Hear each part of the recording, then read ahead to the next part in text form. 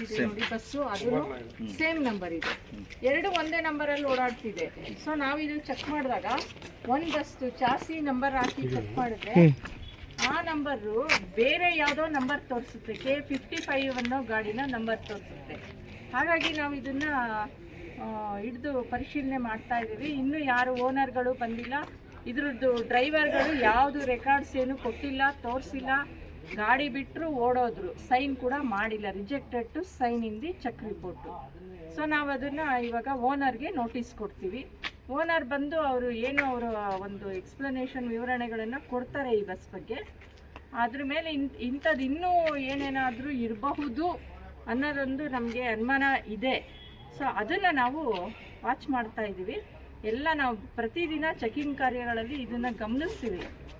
So ಗಮನಿಸ್ತಾ ಇರ್ತೇವೆ, ಎಲ್ಲಿ ನಮ್ಮ ಕಣ್ಣು ಬಿದ್ರೂ ಅಂಥ ಒಂದು ಬಸ್ಗಳನ್ನು ಸೀಸ್ ಮಾಡಿ ನಾವು ಅದನ್ನು ಆ ಓನರ್ ಮೇಲೆ ನಾವು ಕ್ರಮ ತಗೊಳ್ತೀವಿ. ನಾನು ಆವಾಗ ಫೋಟೋ ತೆಕ್ಕೊಂಡೆ. ಸೊ ಈ ಬಸ್ನ ನಾನು ಈ ಕಡೆ ಚೆಕಿಂಗ್ ಮಾಡ್ಬೇಕಾದ್ರೆ ನಾನು ನೋಡಿದ ನೆನಪು ನನಗಿತ್ತು, ನಾನು ನಂಬರ್ ಅವಾಗ್ಲೂ ತೊಗೊಂಡು ಇಟ್ಕೊಂಡಿದ್ದೆ. ಸೊ ಒಂದೇ ನಂಬರ್ 2 ಟೈಮ್ ಹೋಗ್ತಾ ಇದೆ ಅಂತ ಹೇಳ್ಬಿಟ್ಟು ಈ ಗಾಡಿನ ನಾನು ಅವಾಗ ಹಿಡಿನಿಲ್ಲ, ಯಾಕಂದರೆ 2 ಅಟ್ ಅ ಟೈಮ್ ಹಿಡಿಬೇಕು, ಒಂದು ಹಿಡಿದ್ರೆ ಒಂದು ಮಿಸ್ ಆಗುತ್ತೆ ಅಂತ ನಾನು ಹಿಡಿನಿಲ್ಲ. ನೈಟ್ ಏನು ಮಾಡಿದೆ, ನಾನು ಚೆಕಿಂಗ್ ಮಾಡಿದೆ, ಬಸ್ಸಿಗೆ ವೆಯ್ಟ್ ಮಾಡ್ತಿದ್ದೆ, ಹೋಗಿದ್ದು ವಾಪಸ್ ಬರಲೇಬೇಕಂತ ಹೇಳಿ ವೆಯ್ಟ್ ಮಾಡ್ತಾ ಇದ್ದೆ. ಅವಾಗ ನಾನು ಮುನಿಕೃಷ್ಣ ಸರ್ಗೂ ಫೋನ್ ಮಾಡಿ ಈ ಥರ ಇದೆ ಅಂತೇಳಿ ಮಾಹಿತಿ ತಿಳಿಸಿದ್ದೆ. ಆಮೇಲೆ ಆ ಕಡೆ ಬರ್ಬೇಕಾದ್ರೆ ಈ ಬಸ್ನ ನಾನು ಫಾಲೋ ಮಾಡ್ಕೊಂಡು ಬಂದ್ವಿ. ಫಾಲೋ ಮಾಡ್ಕೊಂಡು ಬಂದಾಗ ಅದು ಏನಾಯಿತು, ಕೋಟಿಲಿಂಗೇಶ್ವರ ದೇವಸ್ಥಾನಕ್ಕೆ ಪ್ಯಾಸೆಂಜರ್ಸ್ನ ಕರ್ಕೊಂಡು ಬಂದಿದ್ರು, ಅಲ್ಲಿ ಇಳಿಸ್ತಾಯಿದ್ರು, ಅವ್ರು ಇಳಿಸ್ತಾಯಿದ್ರು. ಅವಾಗ ಈ ಗಾಡಿನ ತೊಗೊಂಡೆ. ಈ ಗಾಡಿ ಬಂದು ವಿಕೋಟ ಕಡೆಯಿಂದನೂ ಬಂದು ಕೋಟಿಲಿಂಗೇಶ್ವರನ ದಾಟ್ತಾ ಇತ್ತು. ಸೊ ಅಟ್ ಅ ಟೈಮ್ ನನಗೆ 2 ಗಾಡಿಗಳನ್ನು ಕೂಡ ಆ ರೋಡಲ್ಲೇ ಒಂದು 1/2 hour 45 minutes ಒಳಗೆ 2 ಗಾಡಿಗಳನ್ನ ನಾನು ಪಿಕ್ ಮಾಡಿಕೊಂಡೆ ಸರ್.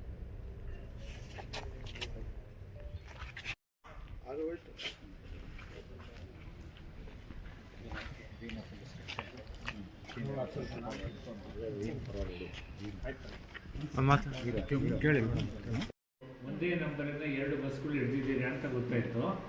ಅದು ಹೇಗೆ ಸಾಧ್ಯ ಆಯಿತು ಮೇಡಮ್? ಅದು ಏನು ಕಾರ್ಯಾಚರಣೆ ನಡೀತು, ಹೇಗೆ ನಡೀತು? ಈಗ ನಾವು ರೆಗ್ಯುಲರ್ ಚೆಕಿಂಗ್ ಮಾಡೋ ಸಮಯದಲ್ಲಿ ನಾವು ಈ ಬಸ್ಗಳನ್ನು ನಾವು ಚೆಕಿಂಗ್ ಮಾಡಿ ಅಂತ ನಾವು ಇನ್ಸ್ಪೆಕ್ಟರ್ಗಳಿಗೆ ತಿಳಿಸಿ ಒಂದು ಆದೇಶ ನೀಡಿರ್ತೇವೆ. ಅದು ಸ್ಕ್ವಾಡ್ ಆಗಿರುತ್ತೆ, JCT ಸ್ಕ್ವಾಡ್ ಅಂತ ನಾವು ಹಾಕಿರ್ತೀವಿ. ಇದರಲ್ಲಿ ನಮಗೆ ಈ ಕಾಂಟ್ರಾಕ್ಟ್ ಕ್ಯಾರೇಜ್ ಬಸ್ಗಳು ಎರಡು ಬಸ್ಗಳು ಒಂದೇ ನಂಬರನ್ನು ಡಿಸ್ಪ್ಲೇ ಮಾಡ್ಕೊಂಡು ಹೋಗ್ತಾ ಇದ್ದಾವೆ. ಅದರಲ್ಲಿ ಮುಖ್ಯವಾಗಿ ಅದರಲ್ಲಿ ಏನಂದರೆ KL05 R7522 ಅಂತ ಒಂದು ಬಸ್ಸು ಸೇಮ್ ನಂಬರ್, ಇದೇ ನಂಬರನ್ನು ಇನ್ನೂ ಒಂದು ಬಸ್ಸಲ್ಲಿ ಹಾಕಿದ್ದಾರೆ. ಎರಡೂ ಕೂಡ ಕಾಂಟ್ರಾಕ್ಟ್ ಕ್ಯಾರೇಜ್ ಬಸ್ ಆಗಿದೆ. ನಾವು ಇದನ್ನು ಚೆಕಿಂಗ್ ಮಾಡೋ ಸಮಯದಲ್ಲಿ ನಮ್ಮ ಸಿಬ್ಬಂದಿಯವರಾಗಿರುವಂಥ ಶ್ರೀಮತಿ ಪೂಜಾ ಮತ್ತು ಮುನಿಕೃಷ್ಣ ಅವರು ಇಬ್ಬರೂ ಕೂಡ ಅಲ್ಲಿ ನೆನ್ನೆ ಭಾನುವಾರ ರಾತ್ರಿ ಚೆಕಿಂಗ್ ಮಾಡೋ ಸಮಯದಲ್ಲಿ ಈ 2 ಬಸ್ಗಳು ಅವ್ರಿಗೆ ಸಿಕ್ಕಿದ್ದಾವೆ, ಇವನ್ನ ವಶಪಡಿಸ್ಕೊಂಡಿದ್ದಾರೆ. ಸೊ ಅದರಲ್ಲಿ ಏನಾಗಿದೆ, ನಾವು ಈ KL05 R7522 ಈ ವಾಹನನ ನಾವು ಪರಿಶೀಲನೆ ಮಾಡಿ ನೋಡಿದಾಗ ಇದು ಚಾಸಿ ನಂಬರ್ ಏನು ಅದರಲ್ಲಿ ಡಿಸ್ಪ್ಲೇ ಇತ್ತಲ್ಲ, ಆ ಚಾಸಿ ನಂಬರ್ನ ನಾವು ಆನ್ಲೈನಲ್ಲಿ ಹಾಕಿ ಚೆಕ್ ಮಾಡಿದಾಗ ಈ ಚಾಸಿ ನಂಬರ್ಗೆ KA55 1127 ಅಂದರೆ 1127 ಈ ನಂಬರ್ ಇರೋವಂಥ ವಾಹನ ಕಂಡು ಬರ್ತಾ ಇದೆ. ಅಂದರೆ ಅಲ್ಲಿಗೆ ಈ ಒಂದು 7522 ಏನಿದೆ ಅಲ್ಲ KL, ಈ ವೆಹಿಕಲಲ್ಲಿ ಚಾಸಿ ನಂಬರ್ ಇದೆಯಲ್ಲ ಆ ನಂಬರನ್ನು ಬೇರೆ ವೆಹಿಕಲಲ್ಲಿ ಇರೋದು ಆ ನಂಬರ್ಗೆ, ಇಲ್ಲಿರೋದು ಬೇರೆ. ಸೊ 2 ಬದಲಾವಣೆಗಳು ಅವ್ರು ಮಾಡಿದ್ದಾರೆ. ಅಂದರೆ ಇದು ಸೀಮ್ಸ್ ಟು ಬಿ ಒಂದು ಬೋಗಸ್ ಅಂತ ನಮಗೆ ನೇರವಾಗಿ ಕಂಡು ಬರ್ತಾ ಇದೆ. ನಾವು ವೆಂಕಟಗಿರಿ ಕೋಟಾದಿಂದ ಕೋಟಿಲಿಂಗೇಶ್ವರಕ್ಕೆ ಈ 2 ಬಸ್ಗಳು ಬರ್ತಾ ಇದೆ. ಸೊ ಅದನ್ನು ಪರಿಶೀಲನೆ ಮಾಡಿದಾಗ ಕಾಂಟ್ರಾಕ್ಟ್ ಕ್ಯಾರೇಜ್ ಬಸ್ ಆಗಿದ್ದು, ಸೊ ಇದರಲ್ಲಿ ಯಾವುದೇ ಒಂದು ಜನಗಳು ಎಲ್ಲ ಕೆಳಗಡೆ ಇಳಿಸಿದ್ದಾರೆ ಆ ಒಂದು ಡ್ರೈವರ್ಗಳು. ಇದಾದ ನಂತರ ನಾವು ಇದನ್ನು ತುಂಬ ಡೀಟೇಲಾಗಿ ಪರಿಶೀಲನೆ ಮಾಡಿದ್ದೇವೆ. ಆದರೆ ನಮಗೆ ಓನರ್ಗಳು ಯಾರೂ ಬರಲಿಲ್ಲ, ಡ್ರೈವರು ಕೂಡ ಯಾವುದೇ ಮಾಹಿತಿ ಕೊಡದೇನೆ ವೆಹಿಕಲ್ ಬಿಟ್ಟು ಅವರು ಸೈನು ಮಾಡಲ್ಲ ಚೆಕ್ ರಿಪೋರ್ಟ್ಗೆ ಅಂಥೇಳಿ ನೇರವಾಗಿ ರಿಜೆಕ್ಟ್ ಮಾಡಿ ಹೋಗಿರ್ತಾರೆ. ಸೊ ಇಂಥ ವಾಹನಗಳು ನಮಗೆ ಸಾಕಷ್ಟು ಸರ್ಕಾರದ ಬೊಕ್ಕಸಕ್ಕೆ ನಷ್ಟ ಉಂಟು ಮಾಡ್ತಾರೆ. ಬೋಗಸ್ಸು ಇದೊಂದು ಕಾನೂನು ಬಾಹಿರವಾದ ಕೃತ್ಯ ಆಗಿದೆ ಅಂತ ನಾವು ನೇರವಾಗಿ ಹೇಳ್ತಾ ಇದ್ದೇವೆ. ಸೊ ಇದರಿಂದ ಇಂಥದೇ ವಾಹನಗಳು ಇನ್ನು ಯಾವುದಾದ್ರೂ ಕಂಡು ಬಂದರೆ ನಾವು ಯಾವ ಕಾರಣಕ್ಕೂ ನಾವು ಇಂಥವನ್ನ ಬಿಡೋದಿಲ್ಲ. ನಾವು ಸೀಸ್ ಮಾಡೋರೆ ಮುಂದಿನ ದಿನಗಳಲ್ಲೂ ಕೂಡ ಇದರಿಂದ ಒಂದು ಒಳ್ಳೆ ಮೆಸೇಜನ್ನು ನಾವು ಕೊಡ್ತೇವೆ. ಇಂಥ ವಾಹನಗಳಲ್ಲಿ ಪ್ರಯಾಣಿಕರು ಪ್ರಯಾಣಿಸಿದಾಗ ಅವರಿಗೆ ಯಾವುದೇ ಒಂದು ಇನ್ಶೂರೆನ್ಸ್ ವ್ಯಾಲಿಡಿಟಿನೂ ಸಿಗೋಲ್ಲ, ಇನ್ಶೂರೆನ್ಸ್ ಕ್ಲೈಮ್ ಆಗಲ್ಲ. ಏನಾದರೂ ವಾಹನಗಳಿಂದ ಅಪಘಾತ ಏನಾನು ಆದರೆ ಯಾರಿಗೂ ಏನು ಕ್ಲೈಮ್ಸ್ ಸಿಗಲ್ಲ. ಪಬ್ಲಿಕ್ಗೆ, ಸಾರ್ವಜನಿಕರಿಗೆ, ಈ ಬಸ್ಗಳನ್ನು ಹೊಂದಿರತಕ್ಕಂಥ ಮಾಲೀಕರುಗಳು ಒಂದು ರೀತಿ ಅದನ್ನು ದಾರಿ ತಪ್ಪಿಸ್ತಾ ಇದ್ದಾರೆ ಜನಗಳಿಗೆ. ಇದಾಗಬಾರ್ದು, ಸರಿಯಾದ ರೀತಿಯಲ್ಲಿ ಪರ್ಮಿಟ್ ಇರಬೇಕು. ಈ ಪರ್ಟಿಕ್ಯುಲರ್ ಕೇಸ್ಗಳಲ್ಲಿ ಯಾವುದೇ ಒಂದು ಪರ್ಮಿಟ್ ಇಲ್ಲ, ಸ್ಮಾರ್ಟ್ ಕಾರ್ಡ್, ಅವರ RC ಕಾರ್ಡ್ ಇಲ್ಲ, ಯಾವುದೇ ಒಂದು ದಾಖಲಾತಿಗಳು ನಮಗೆ ಒರಿಜಿನಲ್ ಆಗಲಿ ಯಾವುದು ಕಂಡು ಬರ್ತಾ ಇಲ್ಲ. ಸೊ ಇದು ನೇರವಾಗಿ ನಾವು ಇದನ್ನು ಕೇಸ್ ದಾಖಲೆ ಮಾಡಿದ್ದೀವಿ. ಈಗ ಪೊಲೀಸ್ನವ್ರಿಗೂ ಕೂಡ ನಾವು ಇದನ್ನು ಆ ವ್ಯಕ್ತಿಗಳ ಮೇಲೂ ಕೂಡ ನಾವು ಪೊಲೀಸ್ಗೆ ಕಂಪ್ಲೇಂಟ್ ಮಾಡ್ತೀವಿ. ಎರಡು ಬಸ್ಸು ಒಟ್ಟಿಗೆ ಸಿಕ್ತಾ? ಹೌದು, ಎರಡು ಹಿಂದೆ ಮುಂದೆ ಒಂದಾದ್ಮೇಲೆ ಒಂದು ಸೇಮ್ ಇದರಲ್ಲಿ ಬಂದಿದೆ. ಅಲ್ಲೇ ಒಂದೇ ಜಾಗದಲ್ಲಿ ಎರಡು ಬಸ್ಸು ನಿಂತಿತ್ತು. ಹೌದೌದು, ನಿಂತಿರೋದಲ್ಲ, ಬರ್ತಾ ಇದೆ, ಬಂದಿದೆ ರೋಡಲ್ಲಿ. ಅದು ಬರ್ತಾ ಇರೋ ವಾಹನ ನಿಂತಿಲ್ಲ, ಅದು ಬರ್ತಾ ಇರೋದು, ಬಂದಿದ್ದನ್ನ ಹಿಡಿದಿದ್ದು.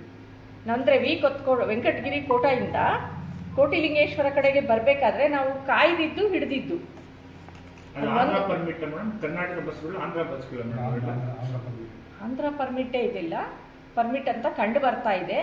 ವಾಹನ ಬಂದ್ಬಿಟ್ಟು ಇದು ನಮ್ಮ ಸ್ಟೇಟ್ ಕೂಡ, ನಮ್ಮ ರಾಜ್ಯದಲ್ಲ, ಕೇರಳ ರಾಜ್ಯದಿದು ವಾಹನ. ಒಂದು ಕೇರಳ ರಾಜ್ಯದ್ದು, ಇನ್ನೊಂದು ಕೇರಳದೇ ಅಂತ ತೋರಿಸ್ತಾ ಇದೆ. ಬಟ್ ನಾವು ಚೆಕ್ ಮಾಡಿದಾಗ ಈ ಚಾಸಿ ನಂಬರ್ಗಳು ಹಾಕಿ ಚೆಕ್ ಮಾಡಿದಾಗ ಅದು ಒಂದ್ರದ್ದು ನಮ್ಮ ರಾಜ್ಯದ್ದು K55 ಅಂತ ಅಲ್ಲಿ ಒಂದು ತೋರಿಸುತ್ತೆ. ಅದು ಇನ್ನೂ ಡೀಟೇಲ್ ಆಗಿ ಪರಿಶೀಲನೆಗಳು ಆಗಬೇಕಾಗಿದೆ. ಅದಕ್ಕೆ ನಾವು ವಾಹನಗಳನ್ನ ನಾವು ಜಪ್ತಿ ಮಾಡ್ಕೊಂಡ್ಬಿಡ್ತೇವೆ. ಸೊ ನಮ್ಮ ಇನ್ಸ್ಪೆಕ್ಟರ್ಗಳು ಇದರಲ್ಲಿ ಉತ್ತಮವಾಗಿ ಕಾರ್ಯಗಳನ್ನು ನಿರ್ವಹಿಸಿದ್ದಾರೆ. ನಾವು ಅವ್ರಿಗೆ ಅಭಿನಂದಿಸ್ತೇನೆ ಈ ಸಮಯದಲ್ಲಿ. ಹಾಗೆ ನೆಕ್ಸ್ಟು ಇದು ಯಾರು ಈ ಥರ ಮಾಡಿದ್ದಾರೆ ಅನ್ನೋದು ಫಸ್ಟು ನಾವು ಕಂಡುಹಿಡಿಲಿಕ್ಕೆ ಎಲ್ಲ ಓನರ್ಗಳಿಗೆ ನಾವು ಅವರೇ ಬಂದು ಅವರು ಅದನ್ನು ಅವ್ರ ವಿವರಣೆಗಳನ್ನು ಕೊಡಬೇಕು. ನಮ್ಮದು ಇದು ಒರಿಜಿನಲ್ ಬಸ್ಸಾ, ಒರಿಜಿನಲ್ ಚಾಸಿ ಇತ್ತಾ ಇಲ್ವಾ, ಏನಾಗಿದೆ ಇದರಲ್ಲಿ ಅಂತ ಅವ್ರು ಜಸ್ಟಿಫಿಕೇಷನ್ ಕೊಡಬೇಕು. ಸೊ ಕೊಟ್ಟಿಲ್ಲ ಅಂದರೆ ಅವ್ರು ತಪ್ಪು ಮಾಡಿದ್ದಾರೆ ಅಂತ ಪ್ರೂವ್ ಆಗುತ್ತೆ. ಅವ್ರ ಮೇಲೆ ಕ್ರಮ ತಗೊಳ್ತೇವೆ, ನೋಟಿಸ್ ಕೊಡ್ತೇವೆ, ಕರೀತೇವೆ ಇಲ್ಲಿ ಕಚೇರಿಗೆ. ಅವ್ರು ಬಂದು ಹೇಳಬೇಕು, ಅವ್ರ ಹೇಳಿಕೆಗಳನ್ನ ಕೊಡಬೇಕು. ಅಥವಾ ಅವ್ರೇನಾದರೂ ಇದರಲ್ಲಿ ತುಂಬ ಅವರು ಬರೋದೇ ಇಲ್ಲ ಅಂದಿದ್ದ ಪಕ್ಷದಲ್ಲಿ ಅವರು ವಂಚನೆ ಅಂತ, ಸರ್ಕಾರಕ್ಕೆ ಮಾಡಿರೋ ವಂಚನೆ ಅಂತೇಳಿ ನಾವು ಈವನ್ನು ನ್ಯಾಯಾಲಯಕ್ಕೂ ಕೂಡ ನಾವು ಕೇಸನ್ನು ಪ್ರಕರಣ ದಾಖಲೆ ಮಾಡ್ತೇವೆ. ಈ ಪೊಲೀಸಿಗೆ ಕೊಡ್ತೀರಾ ಮೇಡಮ್ ತಕ್ಷಣ? ಖಂಡಿತ ನಾವು ಪೊಲೀಸ್ ಕೊಡ್ತೀವಿ, ಕೊಟ್ಟೆ ಕೊಡ್ತೀವಿ. ಏನಂತ ವಂಚನೆ ಅಂತ ಸರ್ಕಾರಕ್ಕೆ ಇವರು ಒಂದು ಸರಿಯಾದ ಮಾಹಿತಿಗಳನ್ನು ಕೊಡದೆ, ಒಂದು ಕಾನೂನುಬದ್ಧವಾದ ವಾಹನಕ್ಕೆ ಬೇಕಾಗಿರುವಂಥ ದಾಖಲೆಗಳನ್ನು ಇಟ್ಕೊಳ್ದೇನೆ ಜನರಿಗೆ ಒಂದು ದಾರಿ ತಪ್ಪಿಸಿ ಬೇರೆ ರೀತಿಯಲ್ಲಿ ಕಾನೂನು ಬಾಹಿರವಾಗಿ ಅವರು ಒಂದು ಪ್ರಯಾಣನ ಮಾಡಿಸ್ತಾರೆ ಎಲ್ಲ ಪ್ರಯಾಣಿಕರಿಗೆ. ಇದನ್ನು ಸಾಮಾನ್ಯ ಜನರು ಯಾರಿಗೂ ಅರ್ಥ ಆಗೋಲ್ಲ. ಅವರು ಬಸ್ ಬರುತ್ತೆ, ವಾಹನ ಬಂದಿರುತ್ತೆ, ಅವರು ಅದನ್ನು ಉಪಯೋಗಿಸ್ಕೊಳ್ತಾರೆ, ಪ್ರಯಾಣ ಮಾಡ್ತಾರೆ.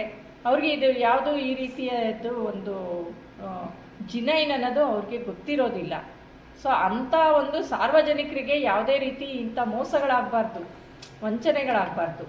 ಸರ್ಕಾರಕ್ಕೂ ವಂಚನೆನೇ. ಅವರು ತೆರಿಗೆ ಕಟ್ಟಿದಾರಾ ಇಲ್ವಾ ಅದೆಲ್ಲ ಪರಿಶೀಲನೆ ಮಾಡ್ತೀವಿ. ಈಗ ವಾಹನ ಅದೇ ಕೂಡ ಬೋಗಸ್ ಅಂದಾಗ ಬಾಕಿ ಎಲ್ಲ ಅವ್ರು ಏನೇ ಮಾಡಿದ್ರು ಅದಕ್ಕೂ ಎಲ್ಲವೂ ಕೂಡ ಕಾನೂನು ಬಾಹಿರ.